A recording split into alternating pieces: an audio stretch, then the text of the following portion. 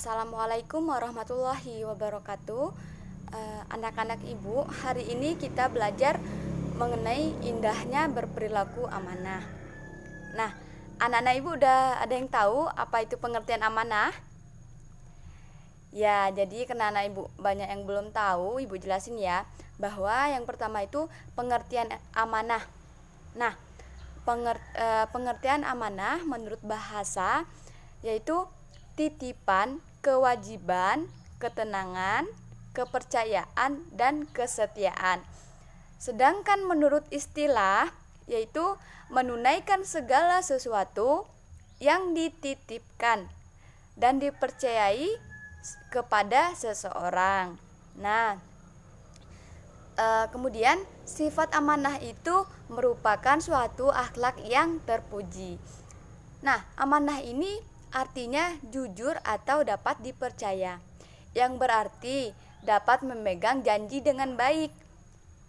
Dan apa yang telah dipercayakan orang lain kepadanya akan dilaksanakan dengan penuh tanggung jawab. Nah, contohnya nih, misalnya Tiara sama Zahra. Tiara ini minta ditemanin sama Zahra ke perpustakaan, dan si Zahra ini udah janji sama Tiara nanti setelah pas jam istirahat dia akan menemani ke perpustakaan. Nah, apabila Zahra bisa menepati janji itu kepada Tiara, itu disebut dengan sifat amanah. Jadi dia tuh dapat dipercaya gitu, setelah menepati janjinya, setelah membuat janji dia bisa menepatinya. Nah, itu contoh kecilnya ya, Nana. Nah, selanjutnya amanah dalam Al-Quran itu dijelaskan bahwa pengertian amanah dapat dilihat dari dua aspek yang berbeda. Yang pertama, amanah kepada Allah Subhanahu wa Ta'ala, seperti menunaikan sholat, puasa, zakat, dan kewajiban lainnya.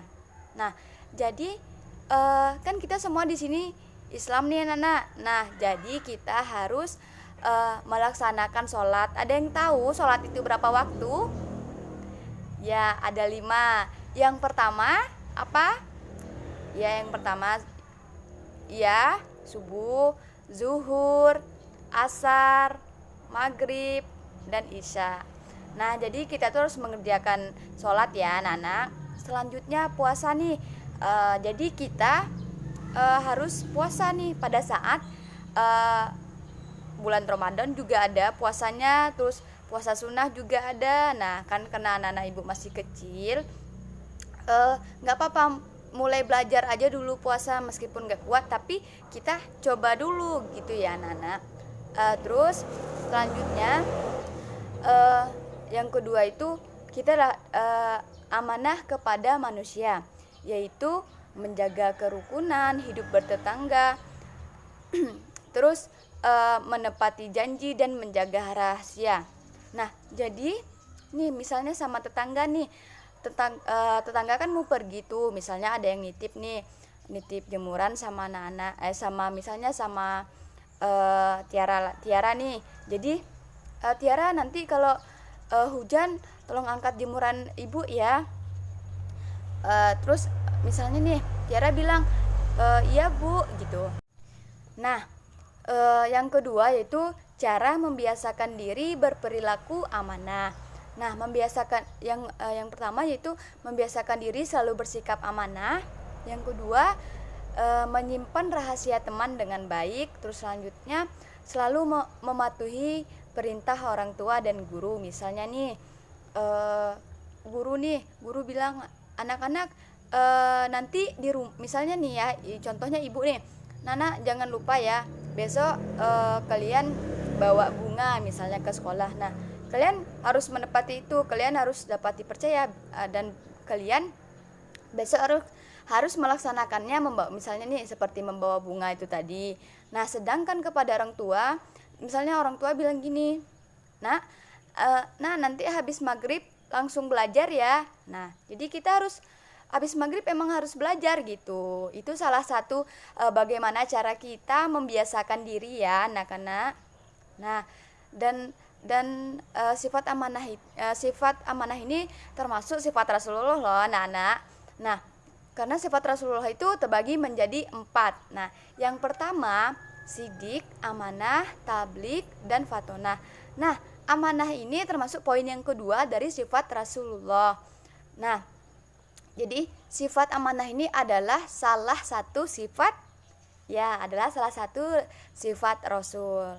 Nah, selanjutnya yang ketiga, berperilaku amanah dalam kehidupan sehari-hari.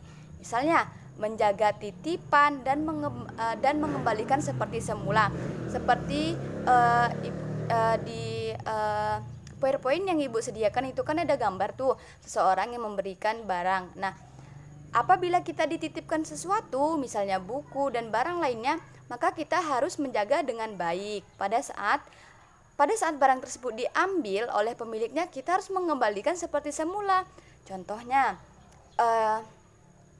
Rizky kan dititipkan buku sama Keila. Nah, jadi ketika Keila sudah memberikan buku tersebut, Rizky harus menjaganya. Nah, ketika Keila mengambil buku itu kembali, si Rizky harus mengembalikan buku itu seperti pada saat si Keila memberikannya kepada si Rizky. Seperti itu ya anak-anak Ibu.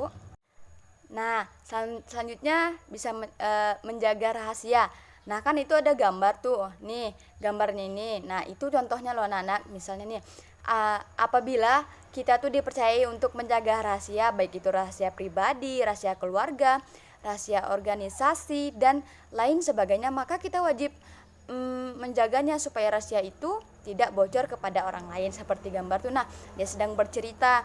Nah, ketika misalnya nih seseorang sudah cerita sama kita tidak boleh membocorkannya, misalnya kayak cerita sama orang lain gitu. Jadi kita harus menjaga apa yang dia sudah rahasiakan kepada kita tadi. Seperti itu ya anak-anak Ibu. Terus selanjutnya tidak menyalahgunakan jabatan. Nah, jabatan ini adalah amanah yang wajib dijaga. Nah, apabila kita menyalahgunakan jabatan apapun bentuknya, maka kita harus menjaga amanah tersebut gitu. Segala bentuk penyalahan guna jabatan untuk kepentingan pribadi, keluarga, atau kelompok termasuk perbuatan yang melanggar amanah. Nah, contohnya nih, Ibu bagi kalian menjadi beberapa kelompok. Nah, di sana di dalam satu kelompok itu tentu ada ketuanya ya. Nah, mentang-mentang dia ketua, dia tidak mau mengerjakan tugas yang Ibu berikan nih. Dia cuman bilang gini sama anggotanya, kalian aja yang ngerjain, saya kan ketua gitu. Nah, itu termasuk perbuatan yang melanggar amanah. Jadi kita misalnya sudah diberikan jabatan, misalnya jadi ketua tadi nih, kita harus bisa mengkoordinasi anggota kita dan bekerja sama dengan anggota kita. Nah, kayak gitu ya. Nah, selanjutnya memelihara semua nikmat yang telah diberikan Allah Subhanahu wa taala seperti umur, kesehatan, harta benda, ilmu, dan sebagainya. Nah, semua nikmat yang diberikan oleh Allah kepada manusia adalah amanah yang harus dijaga dan dimanfaatkan dengan sebaik-baiknya. Nah, poin yang terakhir yaitu hikmah berperilaku amanah. Nah, jadi ketika kita berperilaku amanah, di sisi lain kita akan mendapat hikmahnya loh anak-anak Ibu. Nih, jadi adapun hikmah dari berperilaku amanah yaitu yang pertama dipercayai orang lain. Nah, di mana dipercayai orang lain ini merupakan modal yang sangat berharga dalam menjalin hubungan antara manusia. Misalnya Zahra kan udah dipercayai jadi bendahara sama ibu dan teman-teman.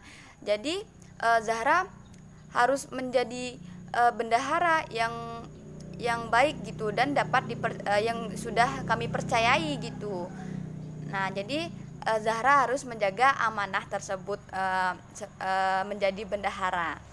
Nah, selanjutnya yaitu mendapatkan simpati dari semua pihak, baik teman ataupun sekelilingnya. Nah, selanjutnya hidupnya akan sukses dan dimudahkan oleh Allah Subhanahu wa taala. Nah, jadi itu ya anak-anak hikmah berperilaku amanah.